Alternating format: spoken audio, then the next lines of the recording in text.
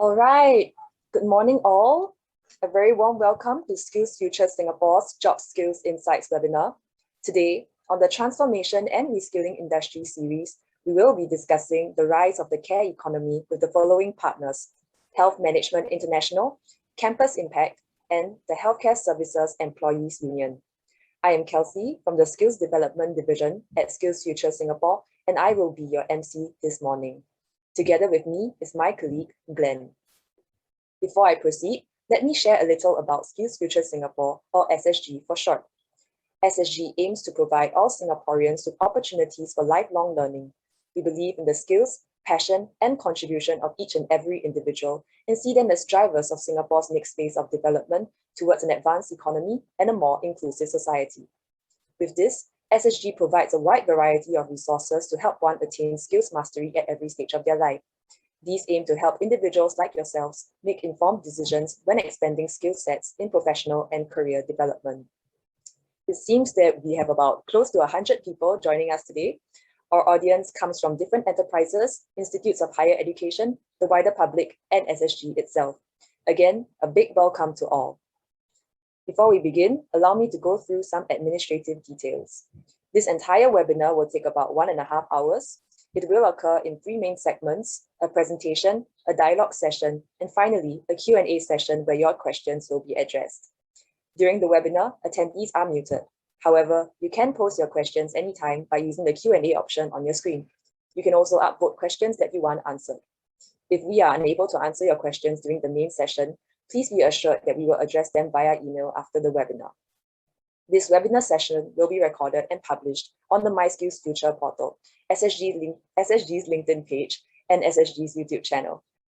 Finally, slides shared during the webinar will be sent to all attendees via email. With that, let me introduce our topic for today. The care economy is a professional cluster of care-related jobs and skills involved in the nurturing and teaching of current and future populations. With such high stakes at play, progressive organizational culture and work practices become inordinately important in supporting care professionals to deliver their best. At the same time, technology and digitalisation offer huge potential in amplifying care services to reach beneficiaries far and wide. So, what are the critical skills in the care economy? What are some best practices in terms of organizational culture and work? How can we fully harness technology and digitalization to improve operational efficiencies and deliver quality care? Let's find out in today's session. Without further ado, let me introduce Chelvin Loh, our moderator for today. As the director of the Job Skills Insights Division, Chelvin leads a team of job skills analysts to work with sector agencies, industry partners, training providers, and innovation-led firms. Together, they develop timely and fit-for-purpose job skills insights to signal priorities for workforce and skills transformation. Chelvin, please.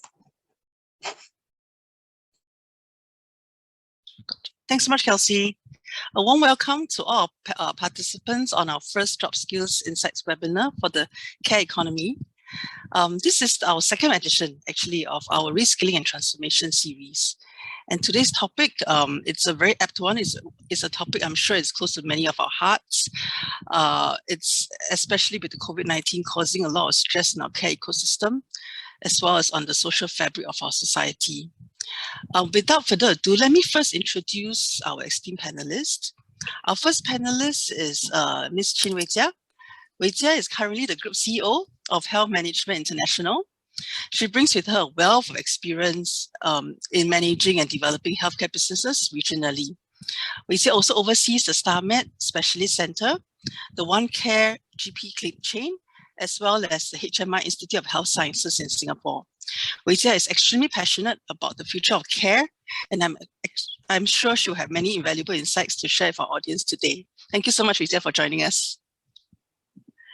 Next up, we have Ms. Eliza Chen.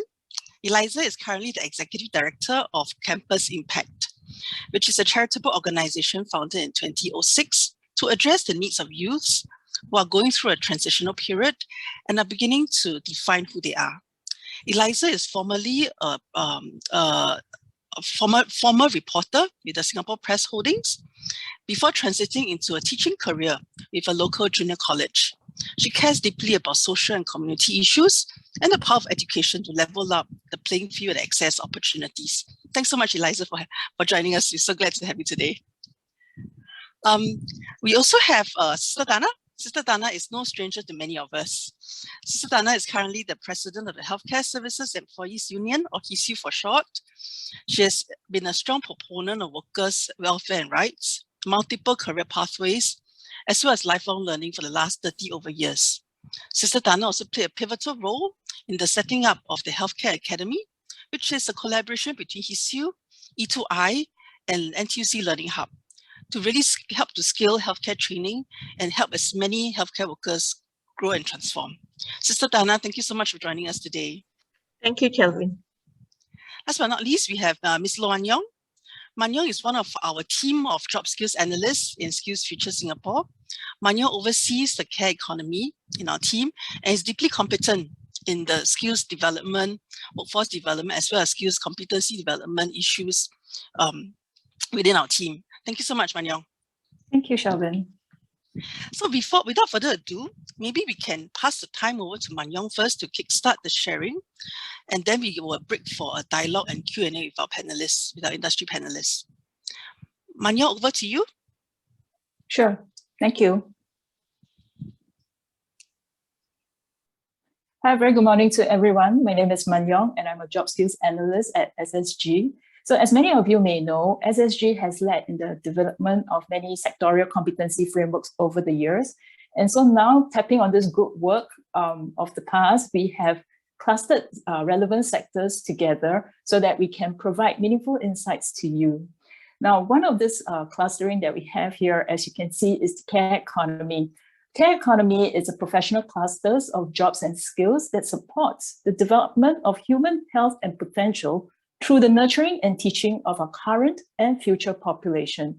So some examples of the sectors that are under the care economy will include your healthcare, naturally, social care, naturally, and as well as early childhood and training and adult education. As we all adjust and navigate in the new digitalized norm in various aspects of our lives, I'm sure many of you will agree with me that human interactions will continue to grow in importance, especially to maintain our social and emotional needs. This has in fact given rise and fueled the job opportunities in the care economy. In fact, according to the World Economic Forum's report on the jobs of tomorrow, the care economy is one of the fastest growing professions with the largest number of job opportunity from 2020 to 2022, as you can see. It is even more than your digital clustering, such as data and AI. Next, please. Thank you. What we have seen over the years is that in the care provisioning, there is a shift to be more client-centric in many of the care provision. One of the main drivers, as we observed, would be the evolution of technology, which has enabled more quality care management, outcomes, and empowerment to the individual in their own care and wellness management. Care service providers are increasingly investing in technology solutions such as AI, machine learning, to improve diagnosis, operation management, as well as to collect various data to enhance their care advice and delivery. At the consumer market, we also see a wide range of digital health solutions available, creating awareness and empowering individuals to manage their health, wellness. And on top of that, in the space of perhaps even training, as most of you may be familiar, many of our training solutions have turned online and empowered us to take charge of our own learning.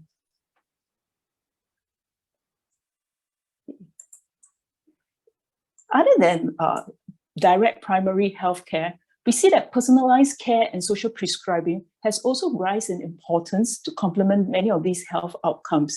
Research has shown that 80% of our health outcomes is influenced by the social determinants of our health.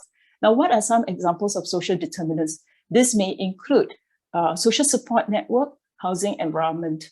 Now, healthcare professionals, by working with care service professionals in the community, can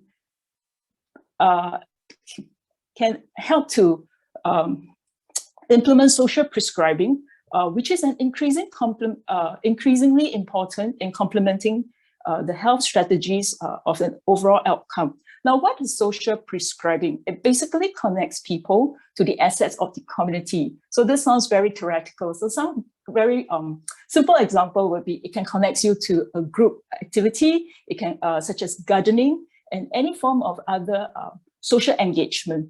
This is especially important for people who sometimes need support for their mental wellness or who may be lonely or isolated. In fact, Sim Health Community Hospital has also taken a lead to pilot social prescribing to the patients.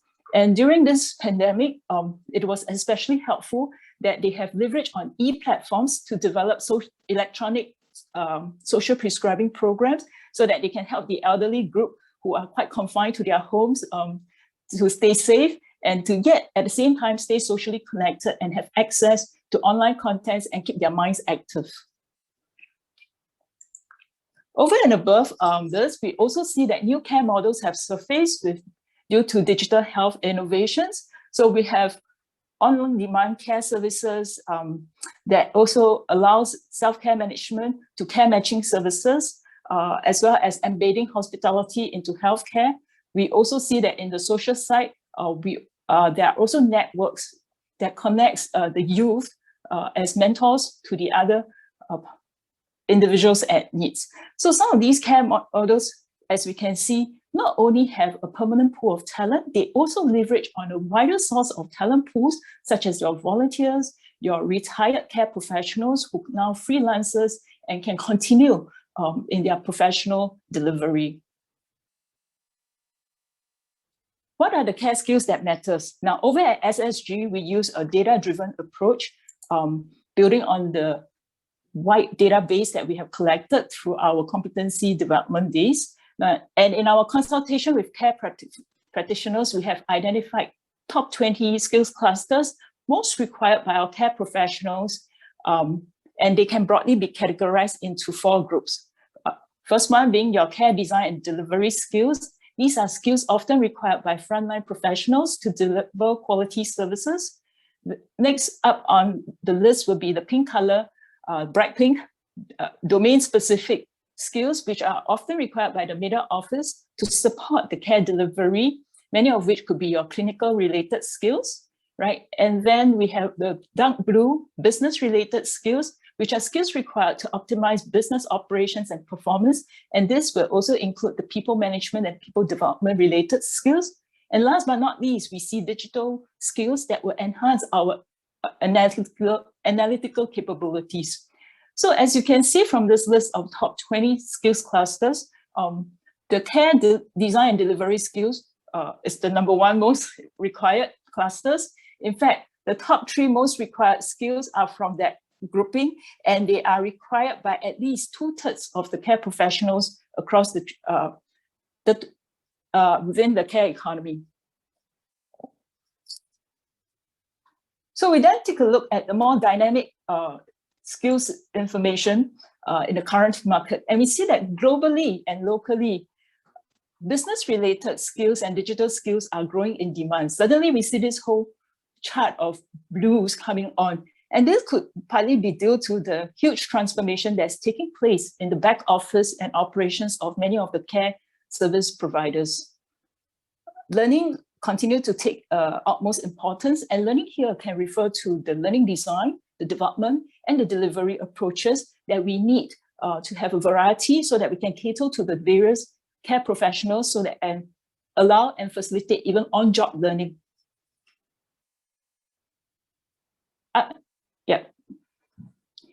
So over and above our care-related skills, SSG has also worked with partners from across 28 sectors, and we have identified 16 critical core skills that a workplace deemed most essential. So you can see here there are 16 critical core skills classified into 3 broad baskets. These are skills which are transferable and cross-cutting and will enable the individual to acquire their technical skills and competencies, facilitating their job mobility. Specifically to the care economy, what would be the more important ones under the spotlight within the 16? There you have it. Strong collaboration skills and communication skills, customer orientation skills as we turn more client-centric, not forgetting that we need to develop our people and bring them along with this journey.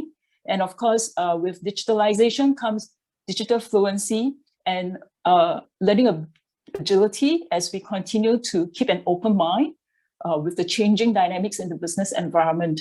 Last but not least, we also need to make sense out of the many data sources that we have now as we form a more holistic and comprehensive care plans for the clients. We need to work across disciplines in developing many of these care plans, and of course to solve the problems that we need to solve. So as we can see, Doris, who is an assistant care manager, she identified for herself 5 critical core skills that she finds most useful for her. And that includes your communication, your transdisciplinary thinking, your collaboration, your sense making, and last but not least, developing people. To help support all of you or any individual who's keen to come on board the care economy, we also have a list of training programs that can support you. And we have partnered our training providers to curate a full list that includes both the healthcare sectors as well as the social service sectors. Next, please. Yep. And that is all from me. Over to you, Chelvin.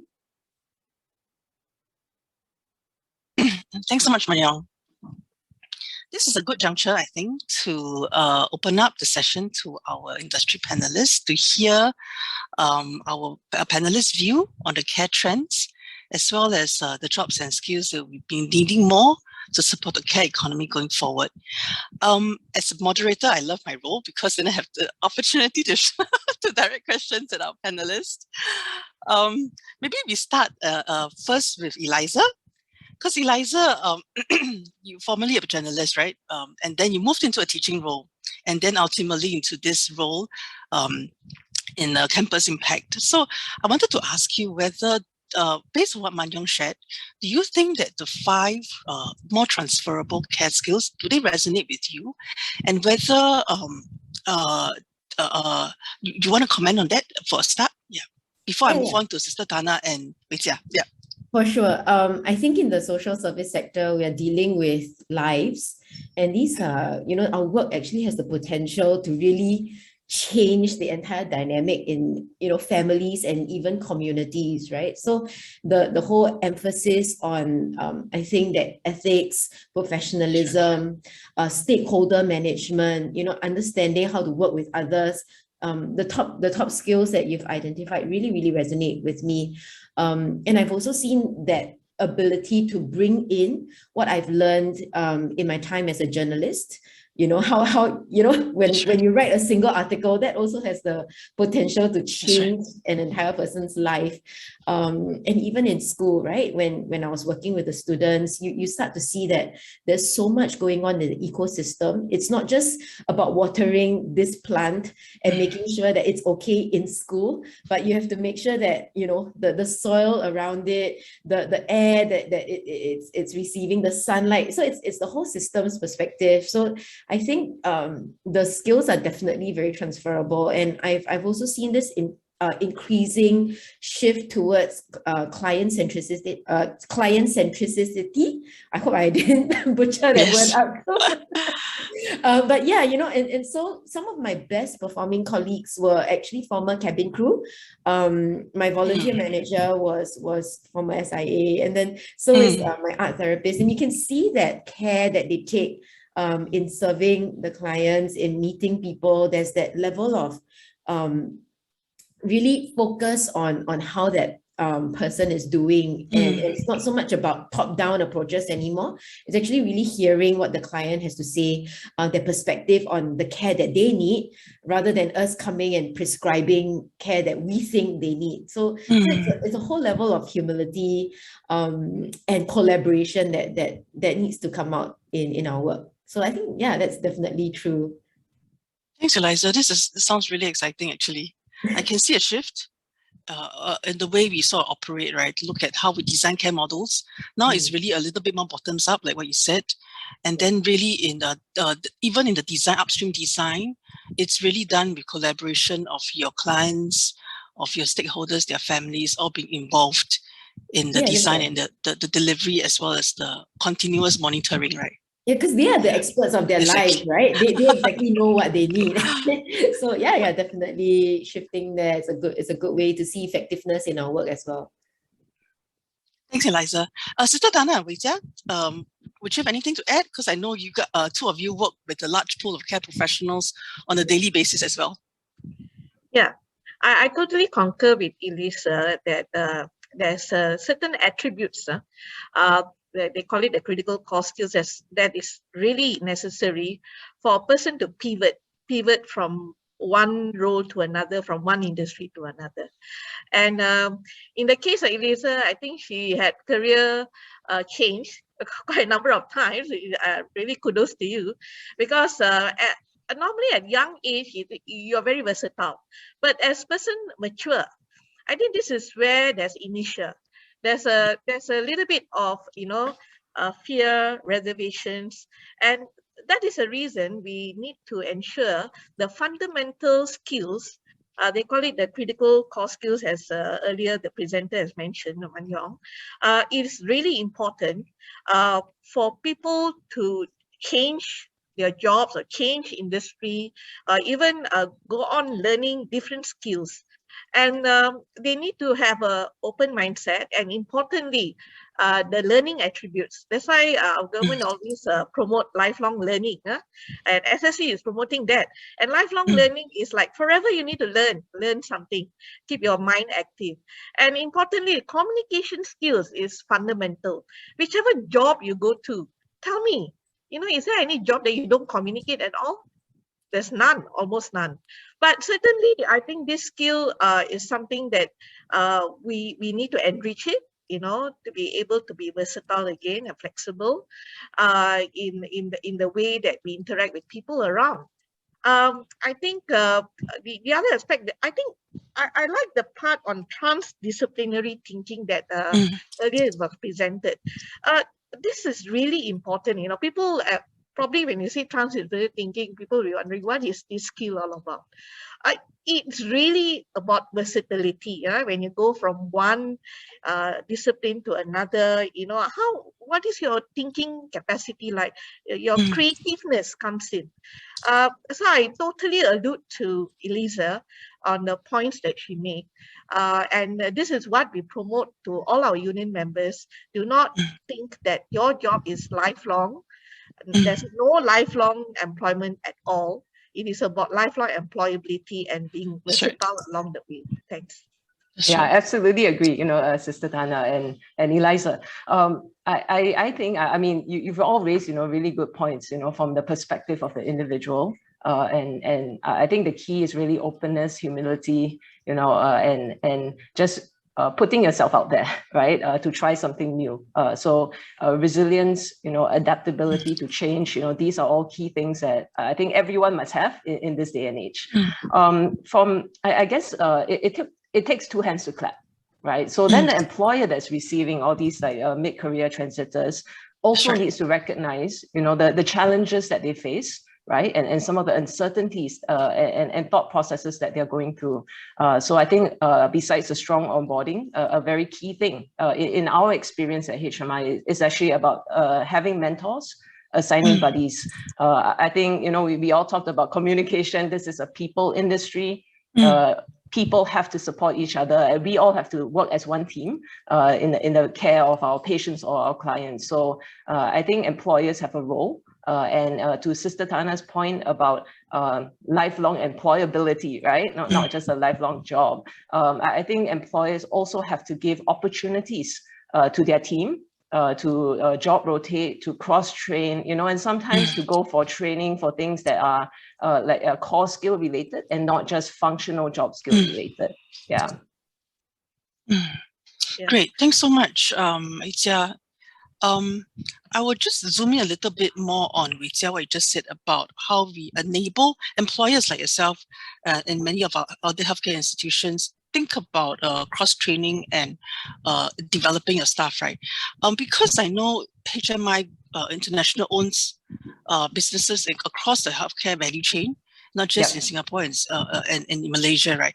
Just want to ask you, as you see some of the skills that we mentioned at the bottom about client centricity, transdisciplinary, digital health, right? And also education and wellness, right? And also the emerging skills like hospitality, food and nutrition. Do you see more and more care professionals needing this space of skills? And whether you actually expect more and more newer job roles coming out, which focuses a bit more on those aspects? Oh, absolutely. I think, I mean, within healthcare, which is part of the care economy, there's a lot of changes that are happening. I think changes that are brought on by COVID, as well as digitalization. I'll say these are the two key trends or issues, right, that are driving and transforming healthcare. I think from an employer perspective, it's really about recognizing talent and not pigeonholing people into the roles that they originally trained for and are currently in. Because I think we recognize that people need to grow, people need to learn, they need to find their connection to purpose, right? And that changes with different life stages as well. I think that's something that is important to recognize and just allow people the opportunity, across the organization. And also, in addition to that, I think you mentioned some of the other core skills or maybe even like a relevant experience, from other industries regarding customer centricity, digitalization and things like that.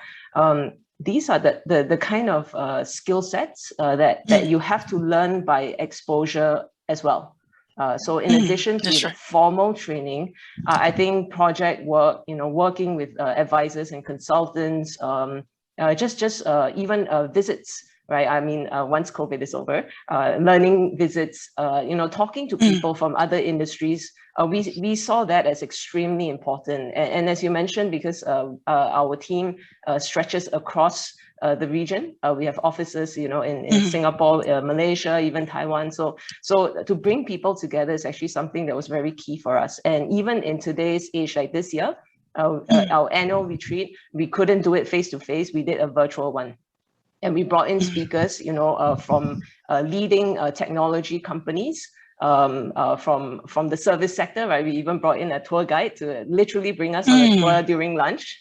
So there's that kind of cross learning that happens. And I think that informal learning or cross sharing is just as important as the kind of formal education. Interesting.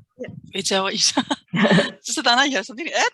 Yes, I think, Rija, thanks for sharing what HMI is able to transform itself during the COVID period, the way that it goes about with the business. Importantly, I think from the union perspective, when you have a worker, I think we believe in teaching them something that's portable. So portability is important for mobility of job. And the portability comes in the adaptive skills. Okay, the adaptive skills is the one that really make a person again very flexible, versatile, move around, and despite of whatever age they are. So if you have the adaptive skills attributes, is similar to what critical core skills that SSG has mentioned. That is a plus point. Then along with it, I think during this period of time, in fact, we have started about a couple of years ago with Smart Nation and push for digitalization. I think the digital skill, the technological skill is also equally important in today's day and age. We have a challenge with older workers, and older workers, I think employers need to be a little bit patient to try and get them into the digital mode of processes that's happening at workplace. The third skill is what I call it as is employers' obligation to ensure learning takes place as a technical skills. So technical skills is really an employer's obligation. And together with the adaptive skills, I think it is important that the employer do not look age as a factor. Whichever age they are, please, allow them to go for training to acquire these technical skills. And that is what the union is always pushing employers for, be age neutral and ensure that everyone has an opportunity for training. Thanks. Yeah, absolutely. Can I just add on a Sure. point? So for us as a training provider, because we provide healthcare training in Singapore, what we realized was what was very important and what we have adapted our programs for is actually to make it very modular. So that employers can pick and choose actually some of the key functional skill sets that make sense for their job roles. And as Chelvin mentioned earlier, the job roles are evolving. And I think this kind of ability for employers to customize, their training within a framework is actually very key and very important. Another thing that we've added on is actually what we call personal effectiveness training. So it has actually grown over the years. We started off with a much more stronger focus on functional job skills, moved it a lot more towards personal effective skills. And absolutely, I think for mid-career transitors, I think in the almost 20 years that we've been doing this, we actually realized that resistance to change will be the biggest stumbling block. And what we have included is actually we made it fun. So our personal effective programs are not just only done in a classroom, right? We bring them outside, put them through like, almost like what do you call it, outdoor programs and things like that. And we've actually included that into the current SGUS programs that we're running. So adaptability to change, resilience during a transition, personal effectiveness, team building, effective communications, creativity and innovation with projects. I mean, these are just a few, right? Then of course you have the other core skill sets like service excellence. And I think one key thing that I would like to stress on is that these core skill sets in general is definitely very helpful, but when it's contextualized to the job environment, it's even more helpful. So these are the kind of things and the transitions that we've made over the years to address exactly what we're talking about today, that we do believe, that people can transit and shift across, especially different parts of the care economy, because it's still all about people. But in order to allow them to do that, not just functional, but core skill training. Thanks so much, Rita. And we also hear a lot of feedback in our job market as well as the general public out there that care economy is one that allows many mid-careerists, right? Because you really need the kind of life experience, right? To sort of been there, done that. Also then with the empathy, with the patience and the humility sort of to then react with our stakeholders out there.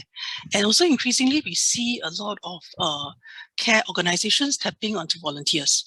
Volunteers, interns, and then ultimately they come in through as a volunteer, but they pick up the skills as a volunteer, different parts of the organization, and then they decide for themselves this is a career that they want, and then they join in. So Eliza, I know you have interns, right, who actually joined you as a full-time after that, right? So actually I wanted to also ask our panelists here, do you see this trend continuing? Because then if this is a trend that we think, number one, that mid-careerists are able to contribute to the care economy, even though they're not quite professional today, and one possible route is through internship, or even adult internship, or even volunteerism, then maybe there's something a little bit more that SSG can do in this aspect. Yeah, definitely. So I'm really, really excited about this because there's also the professional conversion program for social work. And one of my best employees, right? Like in the midst of COVID, everyone was struggling. He was actually the most resilient, getting, kids coming onto the Zoom sessions and really going door to door to knock on the doors and really connect with people. I think you can see it consistently that Campus Impact has grown simply because we've been able to attract people who are like-minded, people who have already tried the work, and then they say, oh yeah, this is really for me. And my program manager was a former volunteer for I think about 3 or 4 years doing tuition in our Learning Curve program. And then now she's our program manager. So she really understands the culture. She really understands the kids, and having come from that particular role, she can even have insights on where we should be going, how we should be taking this forward. that leadership, like me, cloistered in a little room somewhere, might not have, right? So that's really fantastic. I love the energy that they bring.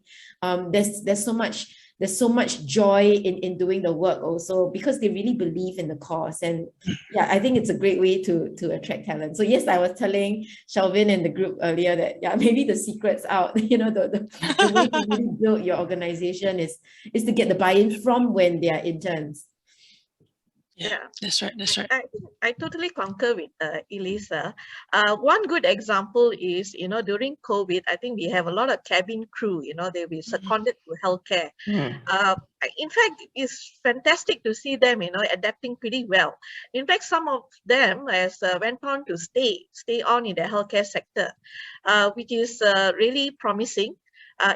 This demonstrates that actually, if you have this care skills, it is a care skill. It is a people-oriented industry now, aviation. And then if you were to come on board to healthcare, it is basically quite a smooth transiting, even though there are some other technical aspects that you have to learn on the job. But it was promising. That is one thing. About professional conversion program, we had it quite a number of years ago. But we see it more rampant during COVID.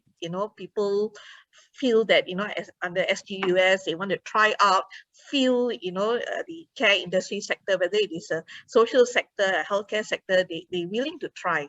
And it could be through interns or through temporary jobs, and through volunteerism, but at least they have a feel of it. And I think some of them have change of mind, change of heart. They do join this care sector. One good example I can share is years back, we had an accountant. Accountant, they deal with numbers, right? Very isolated in the way that they deal with things. And at the age of 55, he wanted to change his profession to be a nurse. So he went through an accelerated program, diploma in nursing, and he became a nurse. But he had a real challenging time to pass the probation. In fact, his probation was extended because at the age of 55 and coming from a different industry, I wouldn't say it's a people-oriented industry at all, and to transit into this healthcare industry is not easy. But I thought the secret formula, secret recipe was a lot of support and encouragement from his fellow colleagues who act as a mentor and who coach them. And also the union also acted as a mentor, because he was like, he didn't want to give up, but he was very devastated and mentally traumatized. And every day working more than 14 hours to cover his job. So I think the people's support is important. Then secondly, I think is a resolve that he wants to pass his probation, he wants to do it, resilient, and also the environment. So what we did was we tried to transfer him to another, less intensive area so that he can gradually pick up. Wow, to my amazement, it happened about a couple of years ago. He's still in healthcare, and in fact got promoted, and is now being sent for advanced diploma, post-diploma. I think this is a real success story. I think we must share more of these success stories to many others who are, holding back in making the big change. So share more and tell more stories about all this that's happening. Thanks. Yeah, inspire more people, right? Yes. Yeah, I think a lot of people think that it can't be done, right? But as you go along with it, as you're on the journey, then actually you realize you have inner strengths and inner reservoirs that you can tap on. And as an organization, we've traditionally worked more with interns than we have with volunteers. And I definitely think it's important, because as an organization is trying to grow, trying to do new things, it requires a lot of resources, right? And people and time. So to expect the same team to do a lot more, I think that's a bit much, right? I mean, there is only 24 hours in a day. We don't expect people to work 24 hours anyway. So, these will be additional resources, and people with a different perspective, no baggage, just trying to help actually that kind of very positive energy is also something that I think, is actually very beneficial within the workplace. From a training perspective, we have seen so many people transit well. Just to share an example, we had a WSQ course graduate in 2019. She was from, working as customer service or admin roles in airports. She actually came for a course to career transit into healthcare and like 2 years ago. And the reason that she decided to do that is because she was volunteering a lot. So she was volunteering a lot in the RCs and the CCs and in her community. And she came across a life-threatening event, right? And thankfully that person was ultimately saved. But that actually told her that, wow, I could actually make a positive difference. So she transited, she's doing very well now.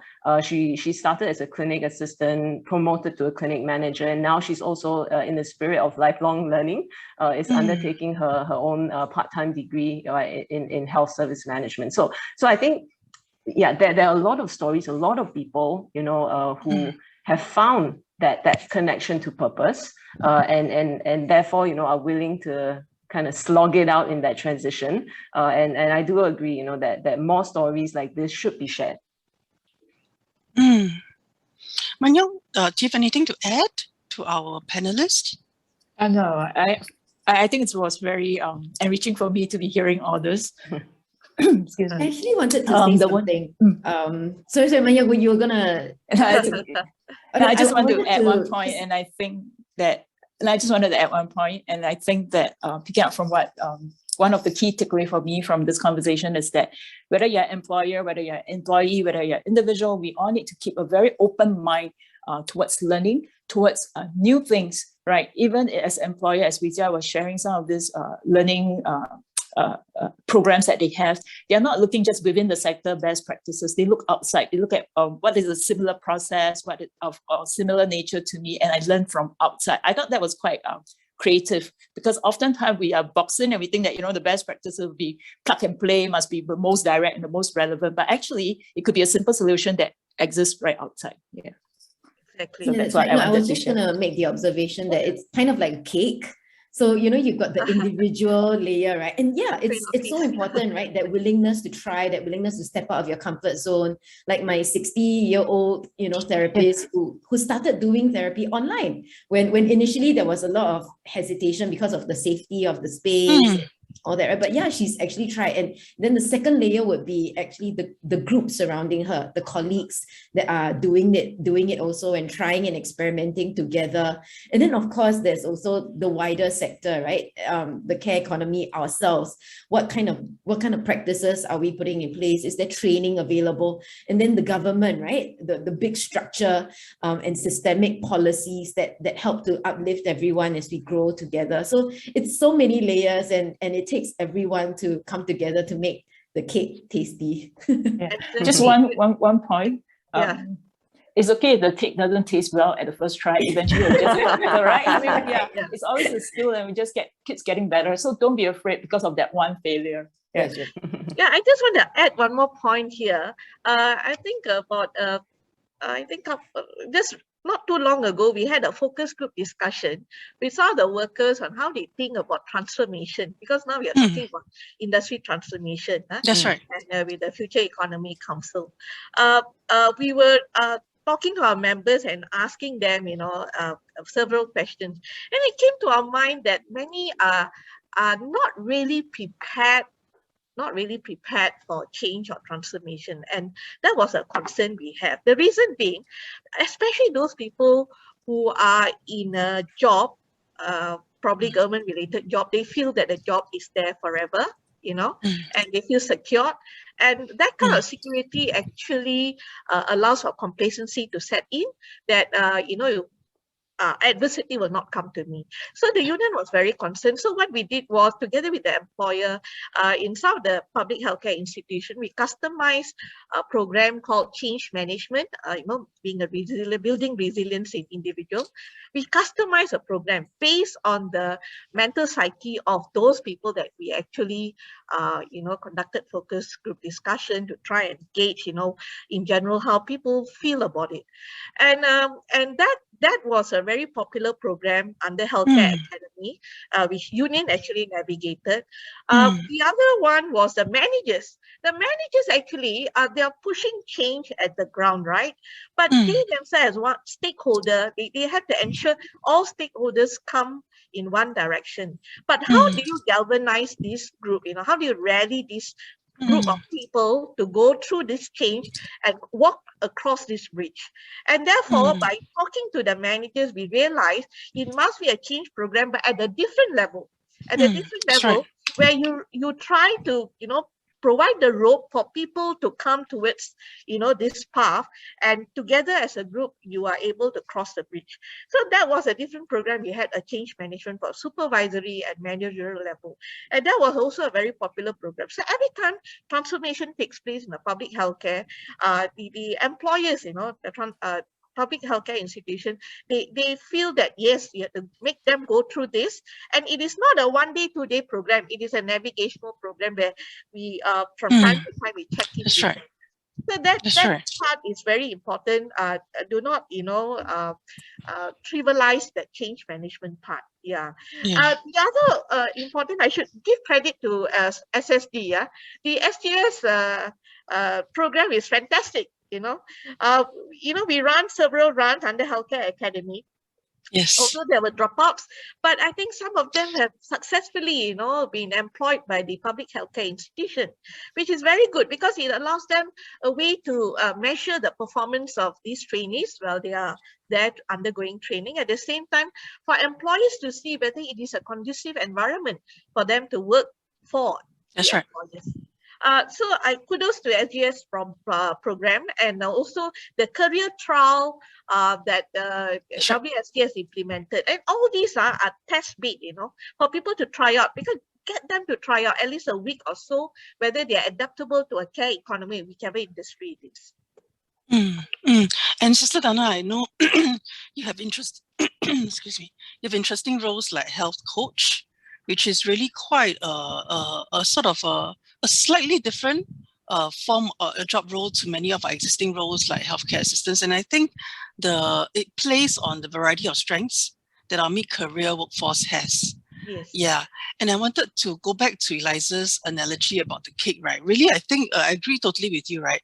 I think the core of the cake is our passion for people, right? That's really the heart that we have, right? And then how you but of course, whether the cake comes out fluffy, is really the conducive environment. It's also yourself, whether you want to invest in some of the skills as an individual, right? And then how your colleagues support one another. And I think that positivity really helps. Like what you said about learning from other industries, your adjacent industries, and learning how they do certain things together, and take a different view, an outside-in view, right? To see how can you look at service a little bit better? How can you look at client centricity in a totally different light? And I remember you mentioned to us about actually healthcare, similar to finance sector. She has a lot of administration. How can we do the administration even better, right? So that we don't, get so bogged down with the administrative work, they forget actually that the core work is care. Yep, absolutely. I mean, for us, especially for our managers and leadership team, we try to expose and have very different people sharing their own experience. So we actually also had examples from banking. So we brought them to look at service design, talk to their lead service designers, and it's down to the things like, how do I make the forms even better for patients and easier for the team to explain, right? And banking, like healthcare, needs to be documented. You cannot run away from it, right? So these are some of the ideas and things that we just wanted to share. And let people know there's such a thing. I think for any change to happen, a key thing is actually people must be very clear what's the change that you're striving towards. That means what's the objective, that vision. For us, as an organization, we have to depend a lot on our own resources because out of our maybe 2,000 team members, maybe about 1,000 1,600 or 1,700 will be in Malaysia, and there's absolutely no funding for training. So how do we do this with the limited resources that we have? I think first of all, we say as an organization, people must be clear where we're going, what we're trying to do. So the organizational objectives are set on a balanced scorecard perspective. So quality, talent development, service excellence, digitalisation will be some of the key thrusts that we are driving currently. And that needs to be clear to the entire leadership team so that it can actually percolate down to the ground, right? We develop roadmaps, we actually bring in consultants when needed, and we also run train the trainers program, because in order for us to sustain it, we can't possibly pay for 2,000 people. And if we want to do it every year, because we have actually recently mandated a minimum training hour per staff, per person. Yeah, so if we want to do that, we needed to build our own internal capability at our hospitals in Malaysia so that we can actually run that on an ongoing basis. So that was a key thing that we needed to do. Getting the board alignment is actually very important to look at this as an investment, not as a cost. We also know we can't do everything ourselves. So then we look for partners as well. So for partners, we actually recently signed a strategic partnership with Siemens Healthineers. It's their first strategic partnership in Southeast Asia. And the reason that we decided to work with them is, they actually bring in their own network, their own subject matter experts, digitalization, AI, and all this kind of very, I'll say leading trend topics, and they're able to work with our team. So as our team works with them, right? Because a value partnership means we go beyond just them supplying equipment and then do the basic training. That's what usually happens. But now we're actually talking about how do we develop clinical service? What do we need to do to benchmark? How do we use the technology that has been adopted to have data-driven decisions to improve things like waiting times, for example. So all this is something that I think as an organization, there's no way that you can do it by yourself. And there's a lot of people in the industry, in our own personal networks, that would be more than happy to spend an hour, to chat, right? So I think it's that kind of a step at a time. Pilots, running pilots is extremely important, because before the organization can say, okay, I'm going to spend a few $100,000 or $1 million behind an initiative, there needs to be early success. Yeah, so just to try it out, show do a small trial, show some positive results. And that gives also not just the board, but actually the management team, the confidence. Confidence, say, that's right. Yes, this is the right thing. And for us, we really had to take it a step at a time. And what we realized is that as we took each step, we became more confident. The team has a broader perspective, and we are able to take that next step and the next step, and that's how we progress. Rita, can I just ask one question about your Siemens Healthineers? Sure. And also, this is a question that many when we talk to the general public, they've asked us. In the healthcare space, as you go, is Siemens Healthineers, which is a tech partner, right? Do you see these tech skills going into some of the existing roles so that it helps to make the work better? Or do you also see a combination of creating new roles, new tech roles that actually can help to bring your organization forward? Or is it a mixture of both? Definitely a mixture of both. Yeah, so I think the key reason that we wanted to work with them is to actually also basically train up our own people. Right. I think that's where we talk about lifelong learning. That's right. And I believe that workplace learning is actually very important, right? In addition to classroom-based learning. So some of the roles that have changed would be we've actually added new roles into our organization chart that were not there before. We have digital product managers, which never had. That's more like a role that's in a tech firm. Right. We actually also basically enabled some of our clinical team members to take on roles that looks at centers of excellence, clinical services development, new services. So their experience, on the ground experience with patients is extremely important as we transform, because we don't want to say, okay, this is the digital like future we want, and then it doesn't connect back to what's actually happening at this point in time. On the ground every day, right? Yeah. So by bringing people up from, you know, the operations or the clinical services, they actually bring a very key role, and also a very key connector role, because we need our doctors to be on board as well, right? So I think these are the type of roles that we have seen, you know, both either new roles or our people going into, you know, different job roles. And over the past couple of years, you know, COVID definitely has impacted the healthcare sector a lot. And we also took this time to say, okay, we need to start focusing and investing on things that we know are going to make a difference when, you know, post-COVID. Yeah. So digitalization is a trend that has been accelerated through COVID, not just in healthcare, but actually everything, right? I mean, all of us are so used sector. Yeah, you know, just pressing a button and expecting lunch to appear, right? So I think these are expectations that have changed, right? And it will remain the same, you know, after COVID, that expectation is still going to be there. So we are taking this time to focus, you know, and, you know, training that is still ongoing. Of course, we have to change the method of training into either online or hybrid type of training methods. And I must say, during this period, you know, especially at HMI Institute, our lecturers pivoted so quickly, right, from doing the traditional way, you know, which is more hands-on for healthcare training, into a very hybrid model. And we were able to kind of maintain that even through COVID, because we were training up people and helping a lot of people job transit. So we trained thousands of people into swabbers or swab assistants, you know, things like that. So all that could go on through COVID, because we were able to, I think that our lecturers in particular, you know, were able to really, you know, quickly make that switch to enable safe training to continue to happen through COVID. Yeah. Thanks, Rachel. I guess, Rachel, I think similar to what HMI is doing, I think in the case of Healthcare Academy, we also need to accelerate to digital. No choice. Right? And actually at this juncture, I also need to give credit to, you know, Tan Tock Seng Hospital, who made LXP, it is a program, they call it a ULEAP Enterprise Learning Program, the digital learning program to be very pervasive, you know, across the entire TPSH workers. About more than 8,000 workers actually on this platform.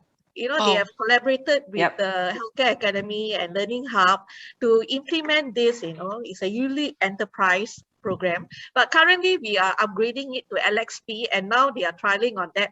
But it's amazing, you know, 8,000 workers on the digital platform learning, and we are training on the go. And everything, you know, through data analytics, we can get all the information back then. So this is something that employers actually endeavor to do. It is basically like what you mentioned, lifelong learning. How do you do that? You got to get that accessible 24/7. Whenever the worker feels that you want to learn, go and learn, you know, that kind of thing. So that is one aspect. The other aspect is we also have formed the company training committee with a lot of public healthcare institutions, even the private sector. Company training committee allows for people to think through how do I, you know, transform my workforce. You know, what kind of training is required? What kind of upskilling is required for my future business requirement? So this is another aspect of why we need to think of future and train our workers today. So if we want to train our workers today for today's skills, I think we are really behind time. Thank you. Thanks, Dana. And I just want to say that we fully recognize, right, the need to use technology to help us learn better. In fact, we say we learn on the job, we learn on the go, we learn on the road, right? Basically, and I think recently SSG announced a partnership with 3 partners. L-Hub, NTUC L-Hub is one, Zealand as well as Nobi, to make available, to allow individuals to use their SkillsFuture credit to pay for subscriptions for some of these. And I think this is really to find ways to empower individuals to take ownership of many of these different pathways to learn, right? Whichever, even if your organization doesn't support, you at least have your own ability to use your SFC to pay for it. And of course, then concurrently, we encourage more employers like our panelists here today to really invest in your workers, not just for their skills today, right? But more importantly, to see training as not a cost. It's really investment because it really helps the organization and your workers go a longer way, to stay relevant, right? Maybe at this juncture, I would like to take some of the questions from the floor because I see the questions building up. There is a question from one of our attendees, which is asking about the importance of critical core skills in our early childhood skills framework. So for that one, yes, we actually have sort of revised the skills framework for early childhood already. And together with the Ministry of Social and Family, we are actually going to sort of launch that framework very soon. It also then touches a little bit on some of the changing skills and the changing job requirements of the early childhood sector. So do look out for that. We have a question about, from David, right? About is there a difference between building skills versus capability? Do we know the route opportunity for learners to tap on SkillsFuture credit to build skills or capability? Maybe I invite my panelists to answer the first question. Is there a difference between building skills versus capability?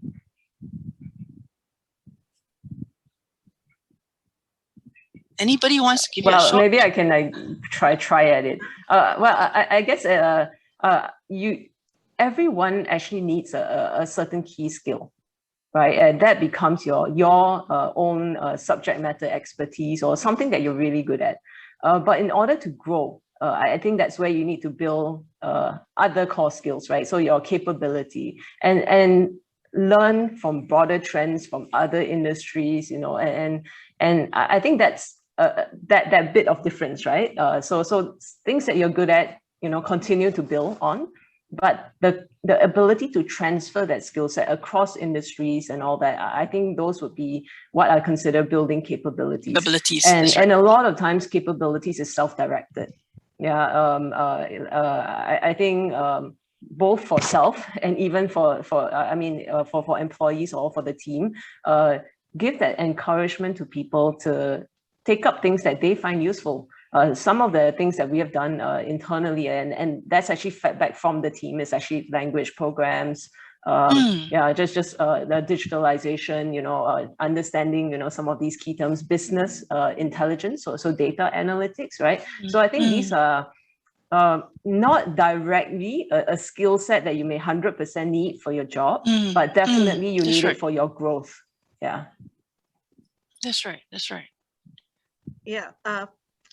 Similarly, I think capability is something that is relevant to today's needs and important for tomorrow's needs.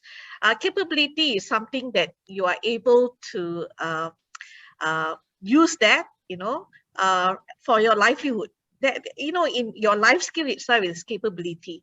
But building skills, this is where you need the whole of the society to assist.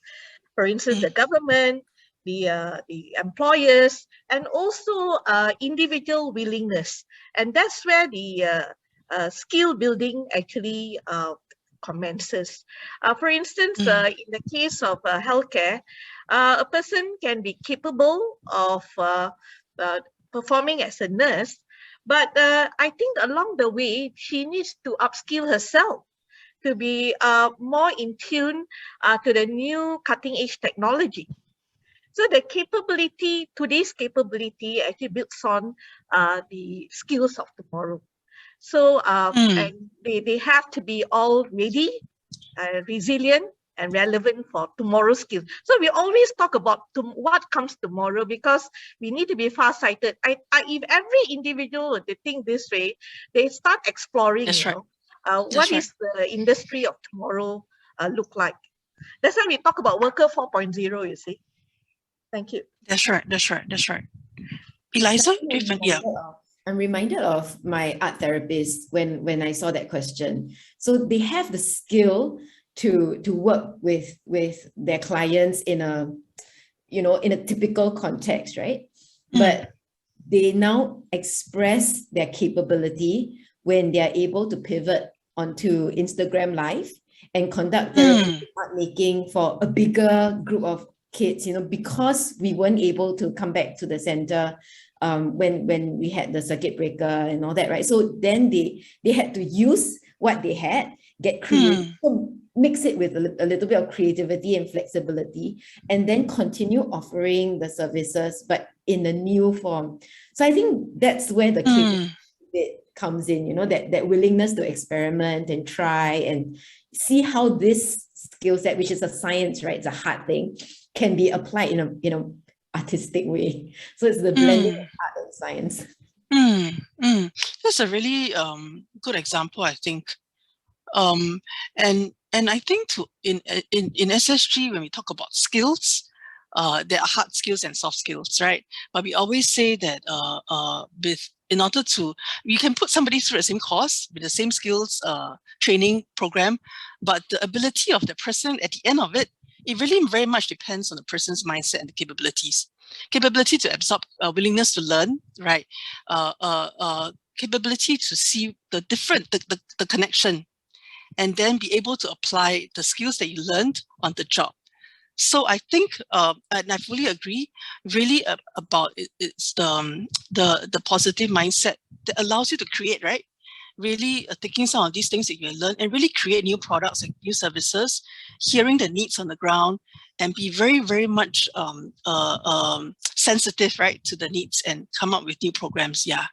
To David's question about, is there a route opportunity for learners to tap on SkillsFuture credit to build skills? Yeah, so that's the new partnership that I mentioned earlier, that we are starting this pilot partnership with this.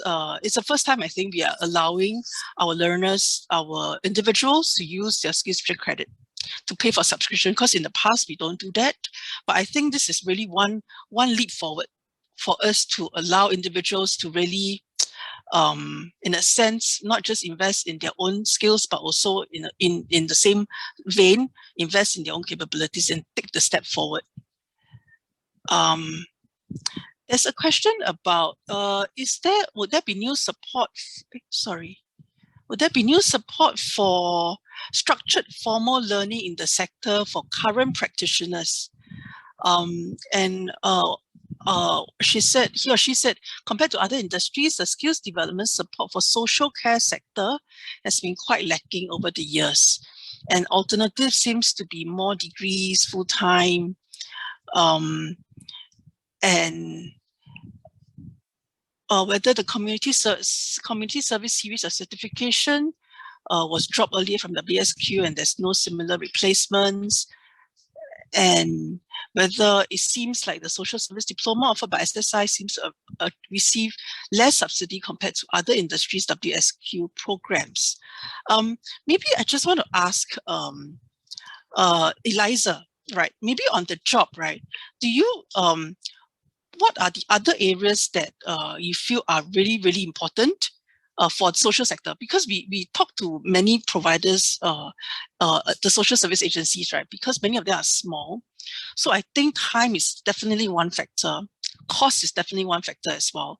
And we also hear that because your workforce needs to be very, very much, if they go for on training, then question is who's going to cover them, right? Because they're so lean, right, in that sense.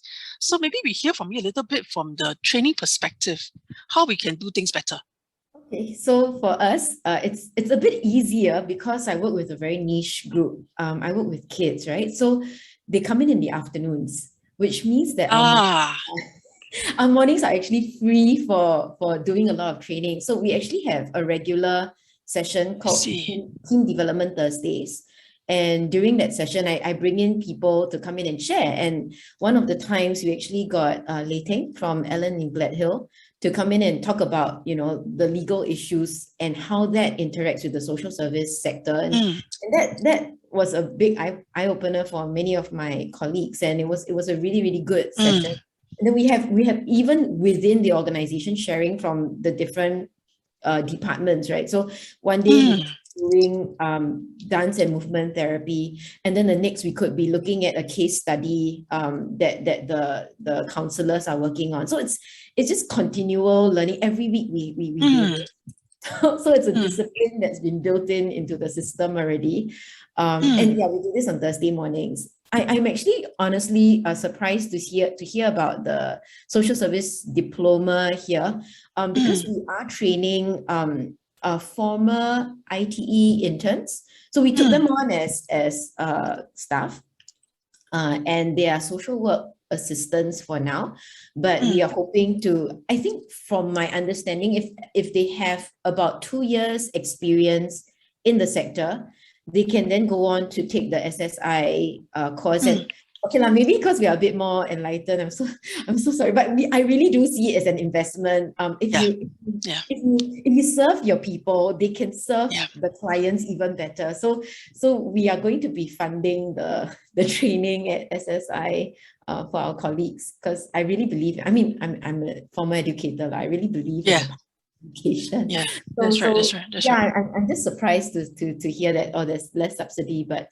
we're happy to train our people. Interesting, really, because I think I fully agree with you, Eliza. It's the culture. Funding is definitely an enabler.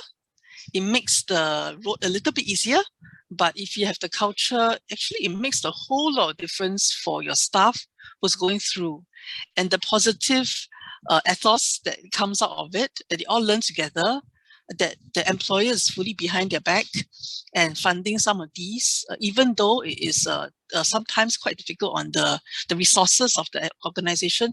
I think it means a lot. Yeah, but to our participants' point in terms of whether there it seems to be less subsidy, I think we can take this separately and maybe run through the available programs after this. Yeah, just to make sure that we also provide a pretty holistic view of the different programs out there, if it's okay. Then there are questions, right, from Prof. Ting, right, about stakeholder management ranks high on skills. One key set of stakeholders are volunteers. Yes, that's right. We're seeing volunteers coming a lot in our data as well. There are two clear shifts, she said: growing significance of role of volunteers as talent, yes, as well as a community-centric approach to care. How have the government and private sector responded to this? I think we talked a little bit about this just now. I'm just wondering whether any of our panelists wants to add on to your points, especially the point that Prof. Ting asked about the two clear shifts. One is the growing significance of role of volunteers as talent, as well as this increasing community-centric approach to care, and therefore how volunteers can really increasingly play a bigger role by contributing the talent from the people sector. Okay. So as the volunteer center for Yishun Town, maybe I feel like I have to take this. So as Prof. Ting has very, very rightly pointed out, there is a growing significance already. So this is something that the government is not ignoring, and they're actually pumping in resources to organizations like Campus Impact, which has had a very strong volunteer culture from our inception, to expand this culture to the rest of the town. So the other SSAs are actually coming on board. We are able to refer volunteers and pair them up with other social service agencies, even in a time when COVID is, preventing many of these kind of links up, right? Because the safety management, you can't have programs running physically, but we are seeing that actually happen. So there's a shift in mindset already in the sector, and the government and private sector have always been huge supporters of volunteerism. I mean, we constantly get corporate volunteers wanting to give back. We've got corporate partners who want to do CSR projects with us. So it's actually very exciting, and I'm really, really looking forward to how volunteers are going to transform the sector. And Weijia, I recall we had one conversation on this earlier, where we were saying actually within the community, how can we think about really leveraging the community assets? And actually, because if there are many of these volunteers living around the community, its question is how do we find them, giving them opportunities to be able to bridge over to the organizations within the community. Absolutely. Yeah, so I don't know whether you want to share anything about this as well. Yeah, I think for us, I mean, our training institute is a social enterprise. We've been doing, various things to help, I guess, educate, right, the general community about health, about importance of life saving, like CPR and things like that. I think there's a lot more room and scope for organizations to work together, even within the care economy itself. Say early childhood with, senior care. Right. That's right.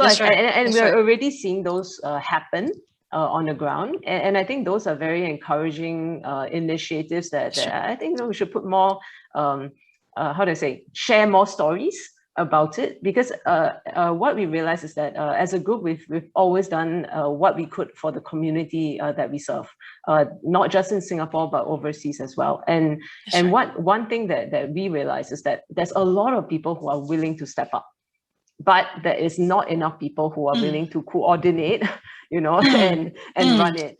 So when we were running our community initiatives overseas, Malaysia, Indonesia, other countries, when we actually work with the organization, and then it starts galvanizing a lot of other people who want to come along and want to join.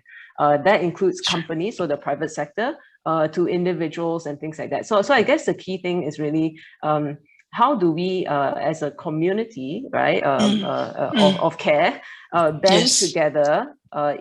Maybe by neighborhood will be obviously a very good approach, because when it's convenient, it's easier for people to sustain, right? So maybe that's something that we can think about, right, as a care community, to see how we can, leverage off each other, share information, share resources, and then just take step by step from there.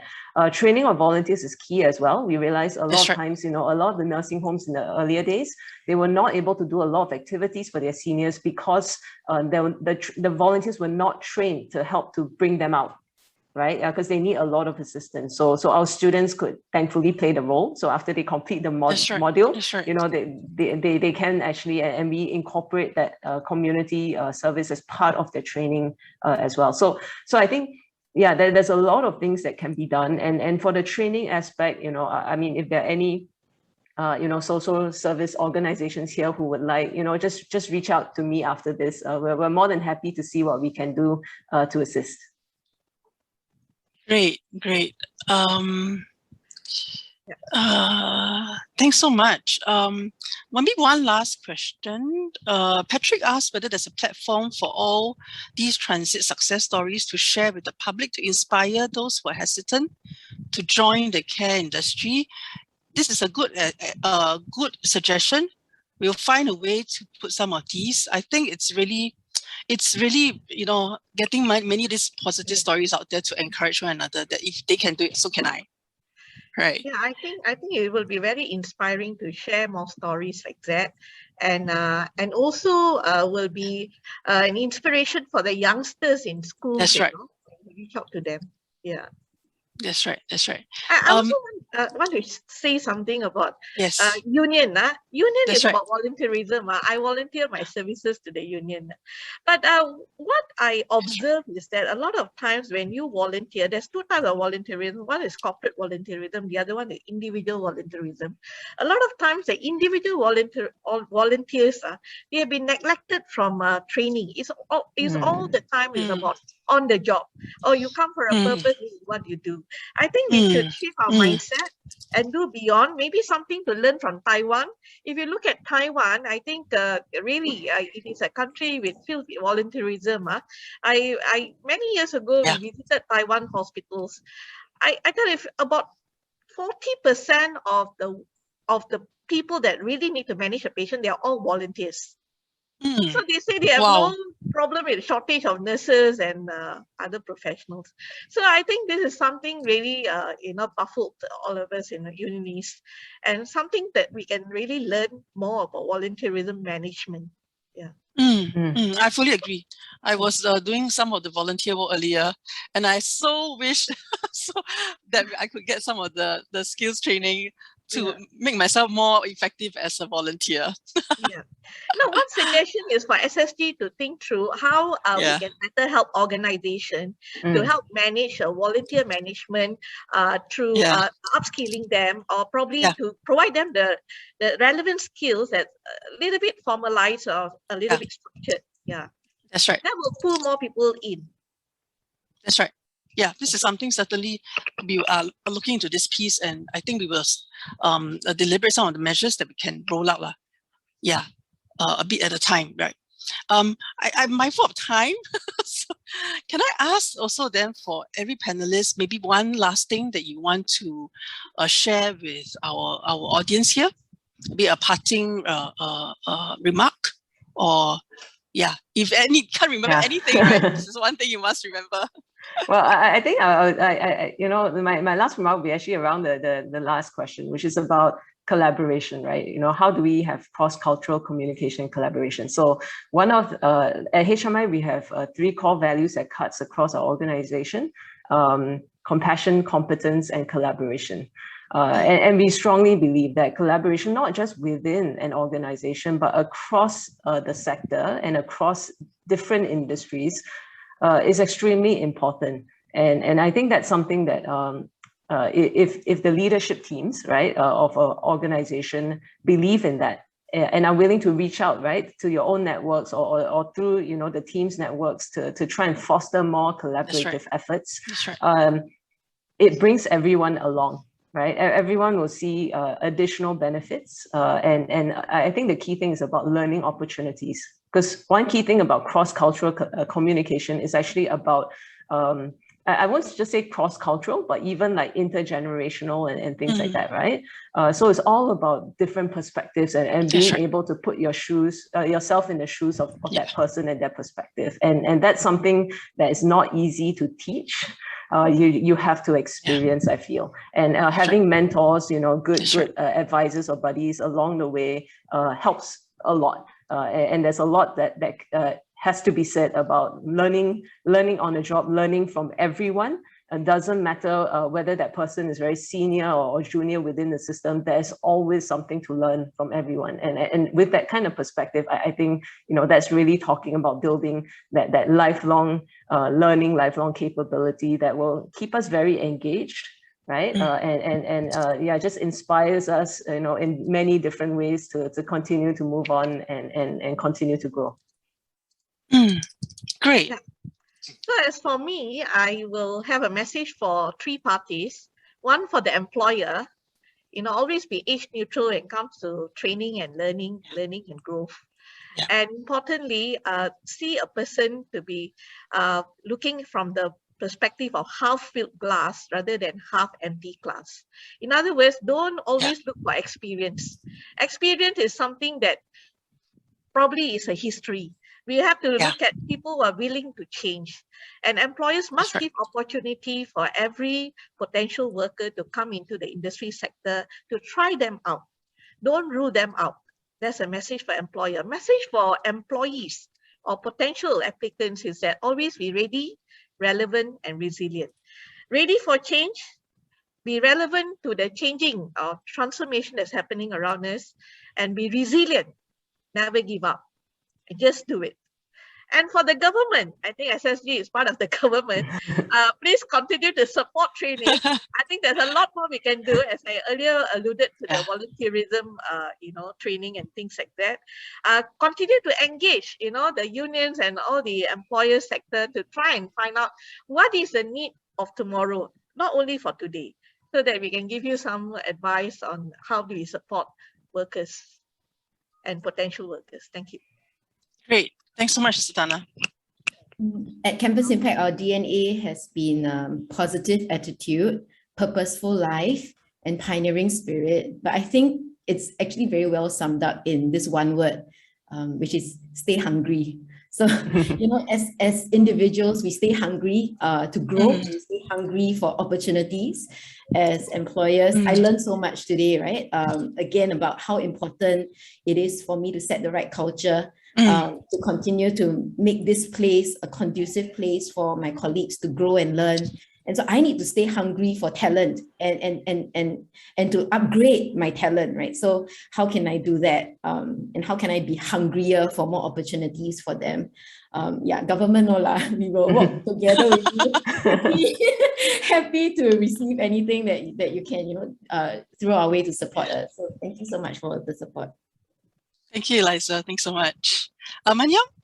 Yeah, and for me, I kind of represent the government, but it's very, very heartening to hear the conversations today and also the questions from the ground. It was very heartening to me as I was doing this piece of work, looking at the sectors that come collectively as a care economy. And one phrase that keeps popping up in my mind as I was doing this is, it really takes a whole village, right, to deliver that holistic care to your clients or to your patients or whoever you are reaching out to, not just the employers, not just the employees. There are also partners that we have to work closely together with. We all need to keep a very open mind to learn for ourselves, to support the community and the colleagues that we are working with so that we can then truly be passionate and in our care delivery.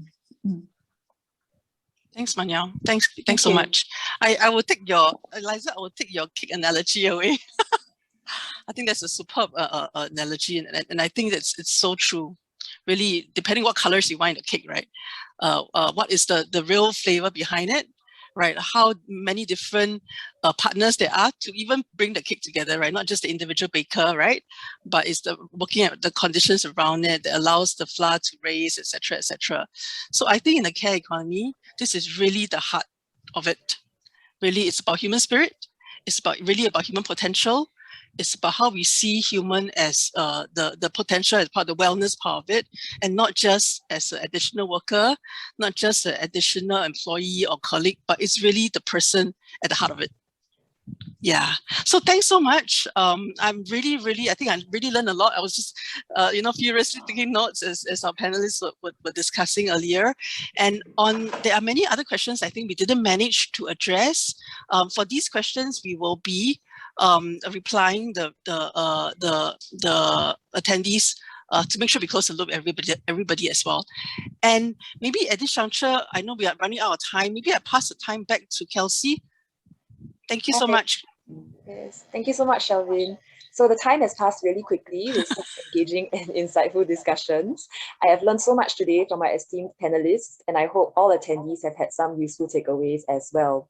As this webinar comes to a close, we would like to invite all the attendees to please complete a quick survey.